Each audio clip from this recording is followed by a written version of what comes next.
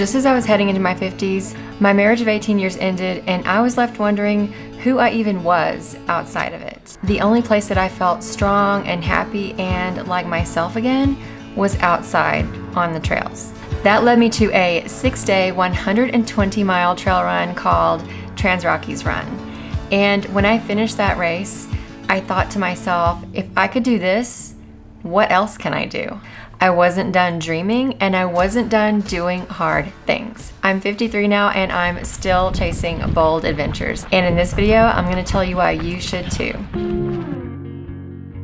I'm gonna be really honest with you guys and tell you that I actually had zero intention of doing anything bold or adventurous this summer. I currently have a full-time 8 to 5 on-site job with a 1-hour commute each way. So most of my weekdays are spent sitting in a car in traffic or sitting in a cubicle in an office where most of my job is done by email. That's an episode for another day. Needless to say, by the time I get home, I am physically and mentally drained. And when the weekend rolls around, all I really want to do is sleep in and recover from the work week. And so when friends started pinging me on Facebook and asking if I was going to join them in running TransRockies Run this year, absolutely not was my immediate answer. I know from experience it takes a lot of time and energy to train for this race, and quite honestly, I was just feeling uninspired. And I'd fallen into this trap of, this is just what my life is now. I don't have time for things like that. But inside, I knew I wanted more movement, more connection, more awe. And so when I found out this would be the last year for this 6-day TransRockies Run, I decided I had to be there for the final party. And I didn't sign up to prove anything, or definitely not to run it faster than I had in previous years. I signed up because I just needed something to break this pattern I'm in. Having this event on my calendar gave me something that I could look forward to at the end of the summer, and it gave me a reason to get outside and move my body. And the truth is, if you have a job or a family or both, there is never going to be a moment when the universe just pauses and says, now's a great time for you to have an adventure. We have to make the room for wonder, for a challenge, for something that lights us up, even if it's inconvenient. But when you set big goals, there's not always going to be someone else in your life who wants to jump in and do it with you. Do not let that hold you back. Be bold and put yourself out there, but also be realistic and know that any number of things could happen out on a trail. Pretty much all of my summer training runs were done alone, and this is how I prepared for every single outing. It's pretty common to lose cell service when you're back on a long trail, so I always shoot a text to a friend or two telling them exactly which trail I'm gonna be on, how many miles, what the route is, and maybe what time they should be worried about me, which usually is late afternoon getting into evening. I plan most of my routes using the All Trails app, and the paid version of All Trails actually lets me download the map to my phone so that even if I lose service, I can still follow the map. Once I have the map downloaded, the next thing I do is check the trail conditions and any comments that people left on All Trails, letting you know the trail is muddy or washed out, or if there were wildlife sightings in the area, or anything sketchy that you need to know about. That's gonna help you pick the right gear and start at the right time. And next is to make sure you have the right gear. Hands down, this Salomon pack is the best investment I ever made. I grabbed it for trail running, but I also use it for hiking.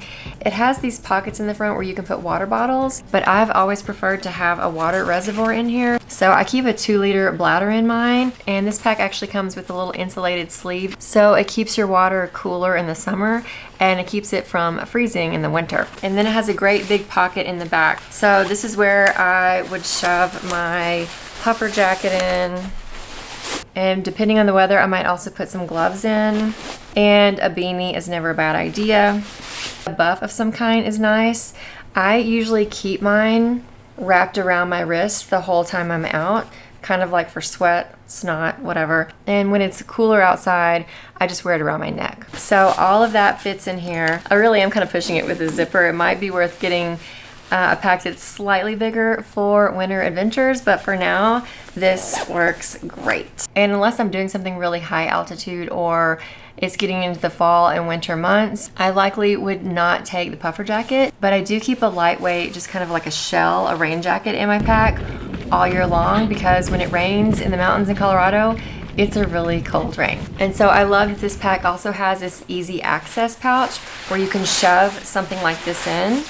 And then when you're on the trail, you can easily just reach back and pull it out without having to take your entire pack off. One thing I love is that it does have like a full zipper pouch on either side. So I can keep my car key in there, or if I bring like an extra SD card or something valuable like that, it's not gonna fall out on the trail.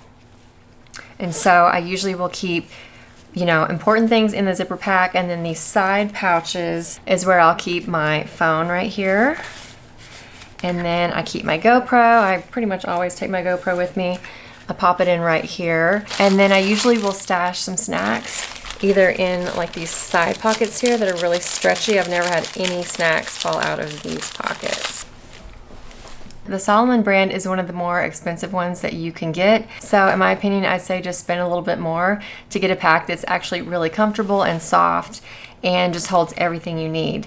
And I know I should not have gotten a white pack. I just thought it was so cheerful and colorful. So maybe get black or blue, or honestly any color besides white is going to look better for longer, and you won't have to wash it as often. And one quick tip, if you are using a bladder like me and so you're drinking out of this straw, make sure every time you take a drink in the summertime, you want to blow back into the tube so that the water goes back into the reservoir. If you don't, you're gonna get the water that's been exposed to the sun in this tube, and it's gonna be really hot. So you're gonna take a drink and you're gonna get like a hot drink, and then it's gonna turn into a really cold drink, because that's when you reach the water that's in the reservoir. And definitely do the same thing in the wintertime. Every time you take a drink, just like give it a puff and blow that water back into the reservoir. If you don't, whatever's sitting in this line will freeze. All of this stuff, if it's got water in it, will freeze and it will crack and it will leak. So that's your tip. And another Salomon item that I really love is this water filter.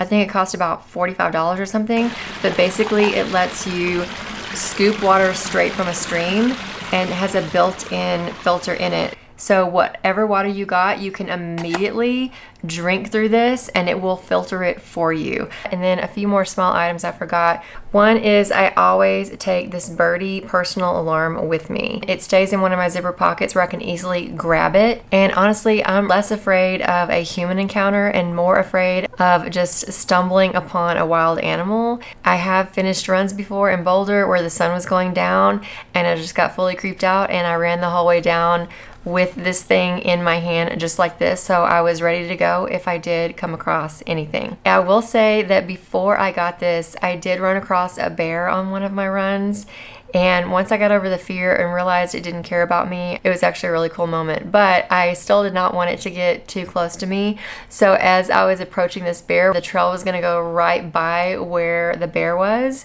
I started playing Casey Musgraves, and it scared the bear off like perfectly. And if you must know, the song I was playing was Velvet Elvis.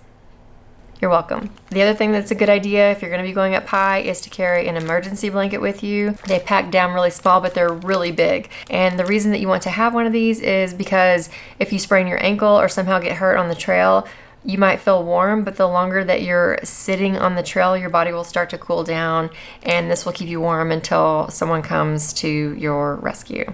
And beyond that, something that I have found more and more useful as I've gotten older are titanium poles. These are from Black Diamond. They fold up into a Z like this. They easily attach to my pack. And I actually got these for my first TransRockies run, and I used my label maker to put stickers on these to inspire myself and help me like get through the run. It's just a little something that helps you when you are at a point on the trail when you just want to give up and you're tired, and you read that little note and it's a little pick-me-up. Being prepared by doing your research and having the right gear is not about fear, it's about freedom. Knowing that I have everything that I need with me helps me to just relax and enjoy where I am. And even as I'm telling you to be bold and adventurous and get out there, I also get nervous sometimes. And that's normal. Confidence does not mean that you're never scared. It means you go and do it anyway. There was one training run in particular, and as I got closer to the top, the people that were ahead of me had turned back, and they said, you know, we didn't feel comfortable going past the snow that was at the top, but see how you feel. It looked like some other people made it through. Definitely, I was going to go to the top anyway, just for the view. And when I got to the top, the amount of snow I saw is like I've never seen before. The technical term for this is a cornice, but basically the wind had formed this wall of snow at the top of the mountain, exactly in the spot where the trail usually carries through and down the other side. Made it to the top. I should be crossing over to go see King Lake now, and I have hit this massive iceberg behind me, so I guess this is where I turn around. Someone's coming, we'll ask them. And then another runner came along, and he was using terminology, like he actually used the word cornice, and I was like, okay, he knows what he's talking about. So I tried to follow his route and very quickly just got super spooked. I mean, I was not on a trail. I was just climbing over big boulders and loose rocks. And any wrong step could have had me trapped under a rock, or I could have twisted or broken an ankle. And I was 8 miles from the trailhead. I was scared of animals today. It turns out this is the scary part. So I'm gonna turn around now and be smart. And so I just stopped and decided this isn't for me. I'm gonna turn back now like those other people that I saw. And I'm so happy I did, because for a few hours coming down, I didn't see another person. So I was the last person to be up on this ridge that day, and if anything had happened, there wasn't anyone around to help me. There have been hikes where I took so much gear with me for just in case moments that never happened, but having those things with me just makes me feel safe and makes the whole experience so much more enjoyable. Every time I go out and I do something big like that by myself, it's like a little confidence deposit every time that builds me up and makes me feel like with the right planning, I can do anything.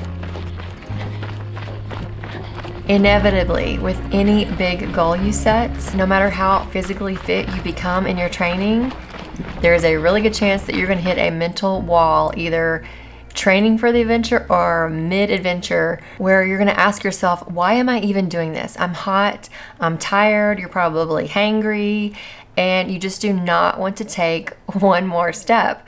This has happened to me for every race I've trained for, and this summer training for TransRockies was no exception.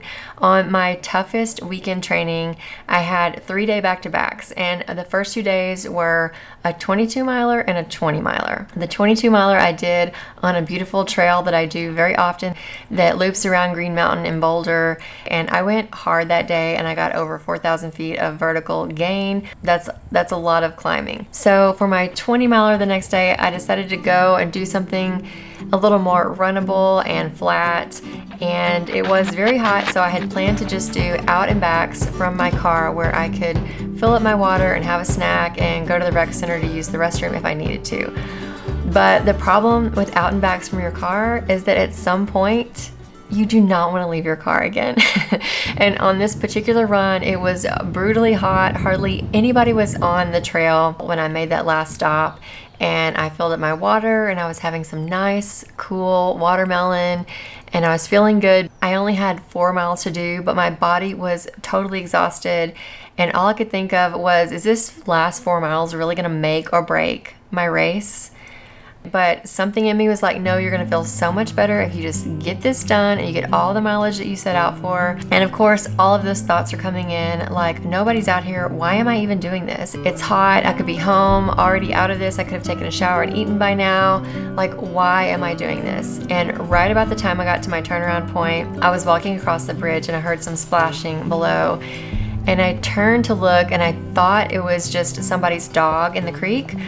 But instead, it was these 2 young deer that were playing in the water, and it felt like such a gift to witness this. I've never seen anything like it before, and at that moment, I was reminded, this is why I do this.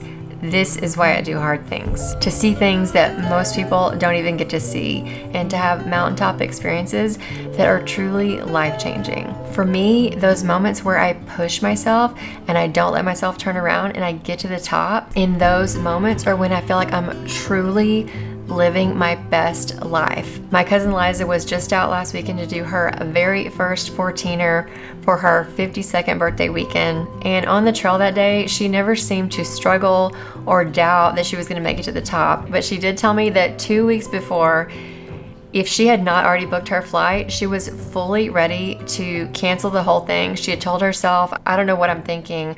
I shouldn't be doing this kind of thing. And what she found out when she got to the top of that 14er that day was that she is exactly the person that does things like that. There were blue skies in every direction and zero regret. And I think the high that we experienced coming down from that peak was like, if this is the kind of stuff we're doing at 52 and 53, the sky's the limit. Like, what are we going to do next? That said, there are still some physical struggles happening. I'm 53. My body just feels different now. I've had to let go of that version of me that can just bounce back after anything. And right now, my hormones are all over the place. I am fully in perimenopause.